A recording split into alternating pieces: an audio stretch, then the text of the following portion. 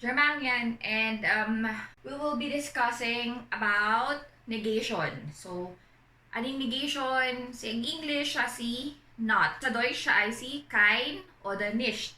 Pero mapapansin nyo yung sa board ko, nakalagay pa rin yung unbestimmter article ko. O nga pala, kung hindi nyo pa napapanood yung video ko about unbestimmter article, tsaka bestimmter article, at tsaka iba pang videos, nandito siya sa description below. Balik tayo, short review sa unbestimmter article. So, unbestimmter article, ein oder eine sa singular. So, masculine, feminine, neutrum. Bakit ko pinapakita ulit yung table? Titigan nyo ng maigi ha. Tapos, gagawa tayo ng magic. So, yan. Yun yung kahalagahan ng unbestimmter article. Kasi, yung table na yun, lagyan mo lang ng K is negation na siya. So, yung declination or yung kung paano mo siya gagamitin sa nominative, dative, genitive, at accusative, same lang ng unbestimmter article. Galing na. Meron tayong dalawang type of negation kung paano mo i-negate yung sentence. O, yun yung kein at saka nicht. Para saan ang kein, keine, or ano ba yung difference niya sa nicht? So, usage ng kein and keine is, ang kein at keine ay ginagamit kapag yung nomen ay may unbestimmter article. Like for example, ito. Ist das ein Bleistift? Pencil ba yan? Nein, das ist kein Bleistift. Das ist ein Kugelschreiber. So, hindi to pencil, ito ay isang ballpen. Yung ein Bleistift is der Bleistift, siya ay masculine, so singular kasi unbestimmter article. So, masculine, kein, bilang sa nominative. Ein Bleistift, kein Bleistift. So, maybe you are wondering, kasi sabi ko dun sa bestimmter article na video ko, about sa nominative is sila yung subject ng sentence. So, magtataka kayo, bakit dito? Siya ba yung subject? Parang, di ba siya yung object? Siya ba yung pinag-uusapan? Or, di ba dapat das yung subject? So, ang dahilan nun, yung rule nun, depends on the verb. Yung verb, declination siya ng verb na sign. Siya si is or third person. Pero, i-discuss ko yan sa next video ko. Kaya stay tuned. Ngayon, balik tayo sa unbestimmter article at sa negation, which is kein and keine. Dito sa example ko na to is about masculine. Pwede naman ako magbigay ng isa pang example, pero ano naman, gamitin naman natin is accusative tapos female. Magic ako ulit. So, next example.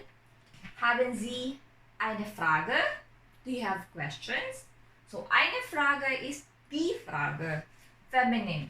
Ang sagot ko ay, Nein, ich habe keine Frage. Alles ist mir klar.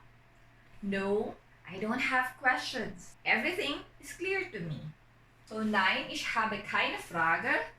Si ich, si nominative, habe, verb, keine Frage, si Frage ay accusative. So, keine Frage.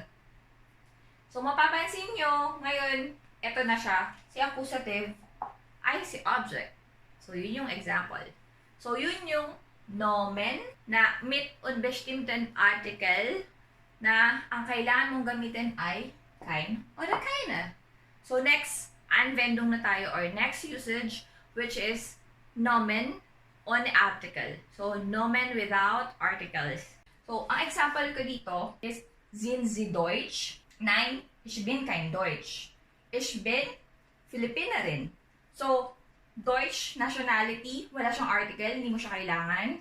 Kaya ang ginamit mo automatic is kein. Kein Deutsch. Tingnan natin ulit yung table.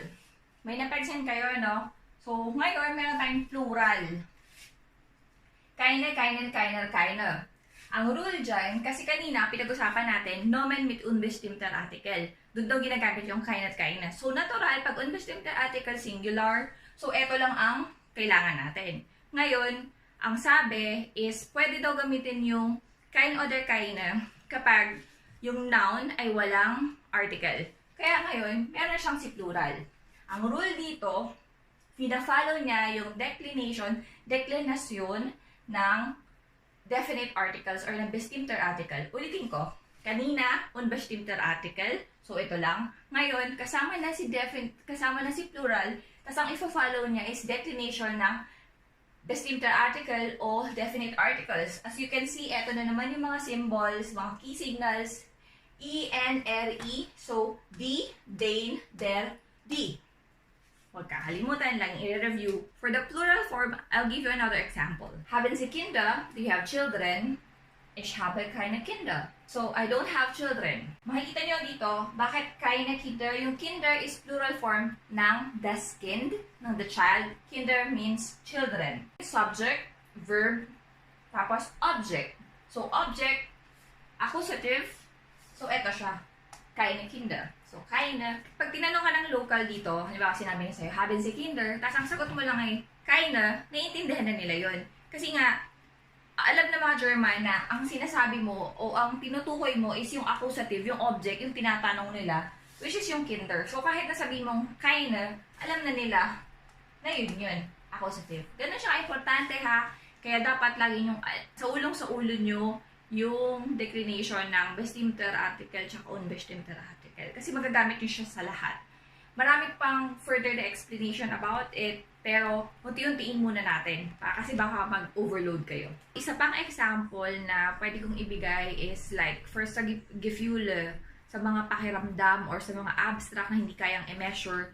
Yun, ang gamit pa rin sa kanya is kein oder keine. Kasi under sila ng null article. Parang tulad ng hunger, tulad ng Zeit, di ba naman kayang i-measure ang time. Dito ang ginamit kong example is Angst or takot. So, ang tanong, haben Sie Angst? Ang sagot, ich habe keine Angst. So, keine Angst kasi die Angst, accusative. Dito na naman tayo sa second negation na ginagamit is nicht. So, ang meaning niya rin is no or not in English. So, first rule, ginagamit si nicht kapag ang nomen ay bestimmten Artikel. One example is das die neue Tasche. So, bestimmten Artikel yung der, die, das, die, nein. Das ist nicht die neue Tasche. Ngayon, para madali yung discussion, isasabihin ko rin sa inyo kung bakit nandito yung nicht, bakit iba hindi po pwede dito, bakit hindi pwede. So, ang rule kasi sa nicht, kung saan siya napupunta, kung ano yung i-negate mo, dun dapat siya malapit. So, dito, sa part na to, ang gusto mong sabihin ay, yan ba yung bagong bag? Ang sagot mo is, no, das ist nicht die neue Tasche. Hindi yan yung bagong bag. So, kaya nandito yung nicht. Second rule, ginagamit ang nicht sa nomen mit possessive pronomen. So, possessive pronomen, bigyan ko lang kayo ng insight para sa hindi nakakaalam. Sila yung nag-show ng possession. Kung sa English pa sila yung my, mine, your, yours. So, meron na kayong idea, no? So, kapag possessive pronomen, ang ginagamit ay nicht. Like, for example, here, is das dein Vater? Tatay mo ba yun? Is that your father? Sagot mo, halimbawa, nein, das ist nicht mein Vater. Hindi ko yan tatay. So, sinabi ko anong umpisa kanina, kung ano yung gusto mong i-negate, dun mo ilalagay yung nicht. So, nakita mo dito, ang i-negate mo, hindi mo siya tatay. So, ang nauuna dito is, nicht mein Vater. So, yung third rule natin is yung kapag yung nomen with bestimmten Artikel, nicht pa rin yung ginagamit. Ito yung isa sa mga exemption to the rules. Ang bestimmten namin is, nagpo-fall siya sa null article, sa nomen. Pero dito kasi, sa rule naman ng nicht tsaka kein, nicht ang gagamitin. Commonly siya kapag ang verb ay heißen at saka sein. Heißt du Carla Octaviano? Nein, ich heiße nicht Carla Octaviano. Mein Name ist Lolita Aguirre.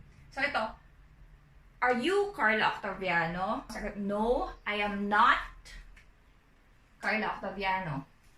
So, yun na naman, kung ano yung ninegate mo, siyang magkatabi. Ito yung bestimmten namin. Tapos, dito may lalagay si nicht. Pang-apat, mga adjectives. Ano ba yung mga adjectives? O the adjective. Ano ba yung mga adjectives? Sila yung mga words na nag-describe sa nouns. So, dito, is das Wetter heute schön? Maganda yung weather ngayon. Sabi mo, nein. Das Wetter ist heute nicht schön. So, ito ulit yung ninegate mo, andito yung nicht. Adverbian, other adverbial phrases. Adverbian, words na nag-describe sa verbs. So, here, example, Spreche ich schnell? Mabilis ba ako magsalita? Do I speak fast? Nein, du sprichst nicht schnell. So, schnell, describe si expression or yung pagsasalita. So, ang ilalagay mo is yung katabi ng schnell, yung nicht. So, nicht schnell. Aktionen. Sa aktionen, ito yung mga verbs, mga verben. Sa example, kochst du? Nagluluto ka ba? Sagot, nein.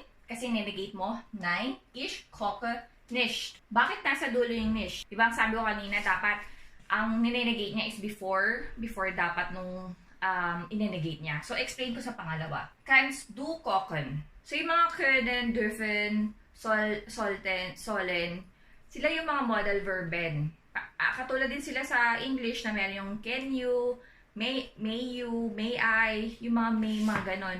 Sila yon. Ngayon, inenegate na natin siya.